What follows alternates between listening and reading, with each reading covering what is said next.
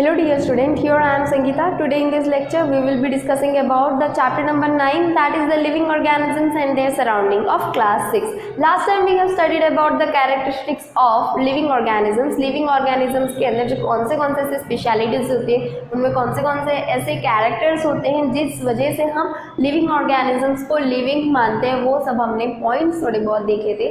That is cellular organisation को क्या बोलते हैं, एंड देन रेस्पिरेशन क्या होता है, रिप्रोडक्शन क्या होता है, ग्रोथ क्या होता है, मूवमेंट क्या होता है, ये सब सारे टॉपिक्स हमने थोड़े बहुत देखे हुए थे. तो आज हम उसी टॉपिक्स को एकदम डिटेल में पढ़ेंगे कि सेलुलर ऑर्गेनाइजेशन का मतलब एक्चुअली में क्या होता है. जैसे कि मैंने आपको बताया था कि जितने भी लिविंग ऑर्गेनिजम्स इस वर्ल्ड में है वो सब एक सिंगल सेल से बने हुए हैं. सो दैट सिंगल सेल जो है वो मल्टी सेल्यूलर और यूनिसेल्यूलर में डिविजन्स लिए हुए हैं. जैसे कि अगर एक सिंगल सेल से एक पूरा ऑर्गेनिज्म बन रहा है तो उस ऑर्गेनिजम्स को हम क्या बोलेंगे, यूनिसेल्युलर ऑर्गेनिजम्स. और जो सेल जो है बहुत सारे सेल मिलकर एक कॉम्प्लेक्स बॉडी फॉर्म करते हैं, देन उस ऑर्गेनिजम्स को हम क्या बोलेंगे, मल्टी सेल्युलर ऑर्गेनिजम्स. जैसे कि हम जैसे कि एक बहुत सारे सेल से हम बने हुए हैं तो ही जाकर हमारा जो बॉडी का फॉर्मेशन हुआ है, so then it is known as to be an multi cellular organisms. और यूनिसेल्युलर ऑर्गेनिजम्स में जैसे कि आप ले लो फंजाई ले लो या तो फिर अमीबा ले लो, बैक्टीरिया ले लो, तो that are known as to be unicellular organisms. तो आज हम सेल्युलर ऑर्गेनिजम्स के साथ में ऑर्गेनाइजेशन के साथ में हमारा ये टॉपिक चालू करेंगे कि सेल्युलर ऑर्गेनाइजेशन क्या होता है. ऑर्गेनाइजेशन मतलब एक लेवल पे बॉडी फॉर्म होना from the cell, then it is known as to be in cellular organization. Cell जो है वेरियस टाइप ऑफ जो सेल रहते हैं, वेरियस सेम टाइप के जो सेल रहते हैं एक स्पेसिफिक फंक्शन परफॉर्म करते हैं हमारी बॉडी में, तो वो क्या फॉर्म करते हैं, दैट इज टिश्यू फॉर्म करते हैं. और फिर टिश्यू से क्या फॉर्म होता है, ऑर्गन फॉर्म होता है. ऑर्गन से देन उसके बाद में होल बॉडी फॉर्म होगी, तो that is known as to be in cellular organization. So detail में हम पढ़ेंगे कि सेल्युलर ऑर्गेनाइजेशन का मतलब क्या है. All living things are made up of cell. जितने भी लिविंग ऑर्गेनिजम्स है वो किससे बने हुए हैं, सेल से बने हुए हैं. और जो सेल है it is a basic unit of life. ये सेल जो है, सेल के बगैर हमारा लाइफ जो है कुछ नहीं हो सकता. दैट इज जो हमारी लाइफ है, हम ये लाइफ में आए हैं, दैट इज इस वर्ल्ड में आए हैं due to this single cell. सब are made up of single cell. अब जो सेल है वो दो टाइप्स के होते हैं, दैट इज कुछ ऐसे ऑर्गेनिजम्स होते हैं जो एक ही सेल से बने हुए रहते हैं. जैसे कि एग्जांपल्स दिए हुए amoeba, east and bacteria. Amoeba का आप न्यूट्रिशन आगे 7th में पढ़ोगे कि अमीबा में किस तरीके से न्यूट्रिशन लिया जाता है, वो लोग किस तरीके से न्यूट्रिशन लेते हैं. Now bacteria and yeast they are called unicellular organisms. और ये सिंगल सेल से बने हुए हैं ये सारे ऑर्गेनिजम्स, इसलिए हम क्या बोलते हैं उन्हें, यूनिसेल्युलर ऑर्गेनिजम्स. यूनि मतलब सिंगल, एक सेल से ही एक पूरा बॉडी फॉर्म होना, that it is known as to be unicellular organisms. और कुछ ऐसे ऑर्गेनिजम्स होते हैं जो एक से ज़्यादा सेल से बने हुए रहते हैं, जैसे कि ह्यूमंस, हम हो गए, देन प्लांट्स हो गए, एनिमल्स हो गए. तो ये सारे एग्जाम्पल्स जो है वो किसके हैं, that is made up of more than one cells. तो मोर देन वन सेल्स को हम क्या बोलेंगे, multi cellular organisms. They are called the multi cellular organisms. Now cell help in functioning like. अब वेरियस टाइप ऑफ फंक्शंस हमारे body में cell ही perform करता है. एक स्पेसिफिक सेल को एक काम दे दिया जाता है कि भाई तुमको यही काम करना है, तो जो सेल है वो परफॉर्म करता है वेरियस फंक्शंस. जैसे कि अगर रेस्पिरेशन के लिए अगर हमें सांस लेना है, दैट इज ऑक्सीजन इनहेल करना है, कार्बन डाइऑक्साइड एक्सहेल करना है, तो उसके लिए भी एक स्पेसिफिक सेल होता है जो क्या परफॉर्म करेगा, सिर्फ और सिर्फ ऑक्सीजन लेकर आने का काम करेगा और कार्बन डाइऑक्साइड लेकर जाने का काम करेगा. तो that specific function is perform by the cell. तो कौन से टाइप के फंक्शंस जो सेल है वो परफॉर्म करती है, that is nutrition, respiration and excretion. Excretion के बारे में मैंने लास्ट टाइम भी आपको बताया था कि हमारे बॉडी में से वेस्ट का रिमूवल होना, then that process is known as to be excretion. चाहे वो स्वेट हो या तो फिर यूरिन हो या तो फिर हमारा वेस्ट हो, तो वो सब जो बॉडी में से रिमूव हो रहा है, then it is known as to be, that process is known as to be an excretion. Now note, एक इंपॉर्टेंट पॉइंट है जो हमें याद रखना है, that is cell is called the structural and functional unit of organisms. Organisms का structural और functional unit क्या है? सेल है। बिकॉज जो स्ट्रक्चरल है, सेल से ही हमारा पूरा एक बॉडी फॉर्म हुआ है, और जो सेल है वही क्या करता है? Various type of function perform करता है। इसीलिए सेल को हमने क्या बोला? It is a basic structural and functional unit of life. That is, ये इंपॉर्टेंट चैप्टर है, आपको आगे भी जाकर हायर स्टैंडर्ड्स में आएंगे। That is cell is a basic function and unit of life. उसमें भी आपको वेरियस टाइप्स ऑफ सेल के बारे में पढ़ने को मिलेगा। उसके अंदर कौन से कंपोनेंट्स है, जैसे कि हमारे बॉडी के अंदर ऑर्गन्स प्रेजेंट है, वैसे ही सेल के अंदर भी अलग अलग फंक्शन अगर परफॉर्म कर रहा है तो उसमें भी कुछ ना कुछ ऐसे मटेरियल्स होंगे जो परफॉर्म कर रहे होंगे फंक्शंस, तो वो सभी के बारे में भी हम पढ़ेंगे। नाउ सेकेंड पॉइंट है हमारा, जो कैरेक्टर होता है एक लिविंग ऑर्गेनिज्म का, दैट इज न्यूट्रिशन। न्यूट्रिशन क्या होता है?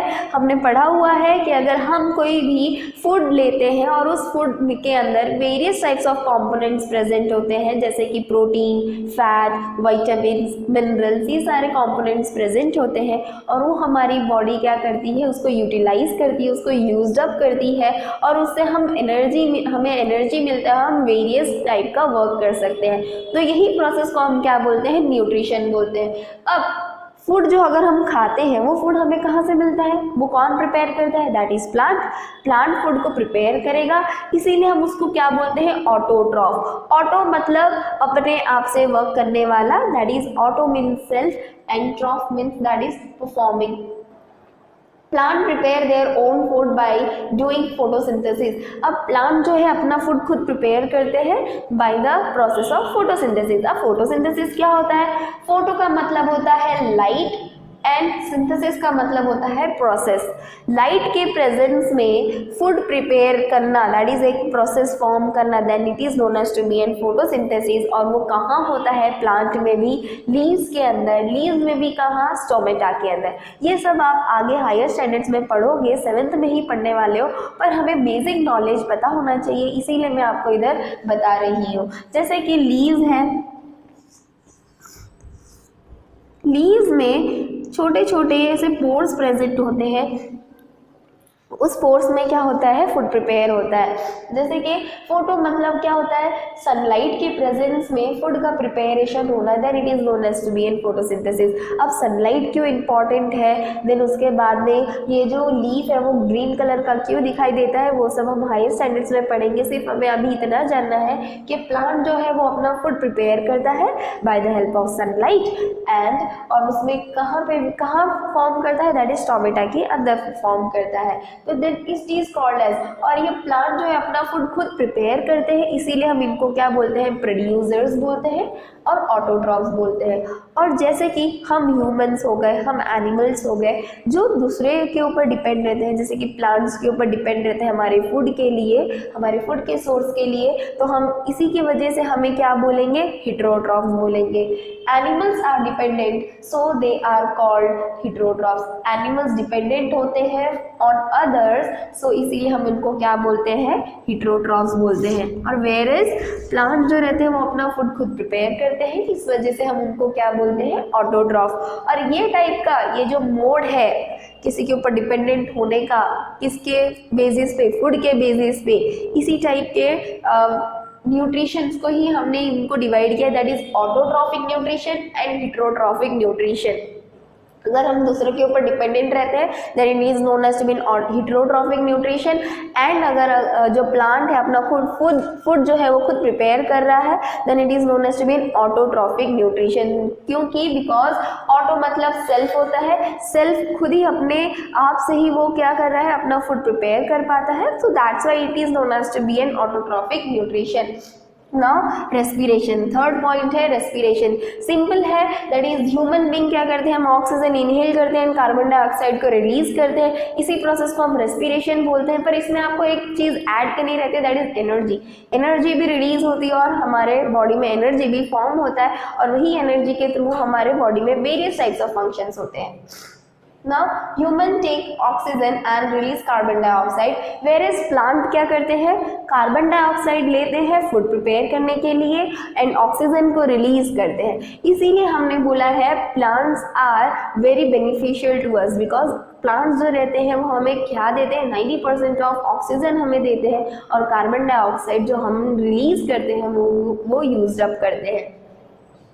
Plant exchange gases through the stomata, और अब प्लांट्स जो है वो किसके थ्रू अपना गैसेस जो है वो एक्सचेंज करेगा, मतलब कार्बन डाइऑक्साइड अंदर आएगा एंड ऑक्सीजन बाहर जाएगा, किसके थ्रू, दैट इज स्टोमेटा के थ्रू. और ये स्टोमेटा क्या है, एक सेल है जिसके थ्रू वो क्या होगा, जो ऑक्सीजन है वो बाहर जाएगा एंड कार्बन डाइऑक्साइड जो है वो अंदर आएगा. नाउ फोर्थ पॉइंट है आपका ग्रोथ. ग्रोथ क्या होता है, कोई भी एक लिविंग ऑर्गेनिज्म का एक स्पेसिफिक हाइट होना, उनकी बॉडी में चीज़ें चेंज होना, then it is known as to be in growth. All living organisms are growing, सारे लिविंग ऑर्गेनिजम्स ग्रो होते हैं. It take place by addition of new bodies material called protoplasm. अब ये प्रोटोप्लाज्म क्या होता है वो भी हम आगे पढ़ेंगे. जैसे कि एक सेल है, सेल के बीच में एक मटेरियल होता है एकदम डार्क कलर का जिसे हम बोलते हैं न्यूक्लियस, और ये न्यूक्लियस के आजू बाजू में ये जो प्रेजेंट है, जो मैं वाइट कलर में आपको ड्रॉ करके बता रही हूँ, ये जो लिक्विड प्रेजेंट होता है इसको हम बोलते हैं साइटोप्लाज्म, और ये न्यूक्लियस और ये साइटोप्लाज्म को मिलकर हम क्या बोलते हैं, प्रोटोप्लाज्म बोलते हैं. तो अगर इनमें न्यू बॉडीज ऐड हो प्रोटोप्लाज्म्स में, उनमें डिविजन्स आए तो क्या फॉर्म होगा, एक नया टाइप का ऑर्गेनिज्म फॉर्म होगा और धीरे धीरे क्या हो रही है, उनकी ग्रोथ हो रही है, उनकी जो है सेल जो है वो डिफ्रेंशिएट हो रहे हैं, तो उसमें क्या होगा, उनमें ग्रोथ होगा. तो that is known as to be only in growth, कि उनमें क्या हो रहा है, डिविजन्स हो रहे हैं. डिविजन्स होने की वजह से उनकी जो साइज है वो इंक्रीज हो रही है, और वो इंक्रीज होने के बाद में वो किसमें कन्वर्ट हो जाएंगे, कि अडल्ट में फॉर्म हो जाएंगे, और उसी को हम अडल्ट को हम क्या बोलेंगे, उनकी एक पूरी एक स्पेसिफिक ग्रोथ हो चुकी है. तो here we have completed with the characteristics of life, that is cellular organization, nutrition, respiration and growth. In next lecture we will be discussing about the excretion, movement and reproduction.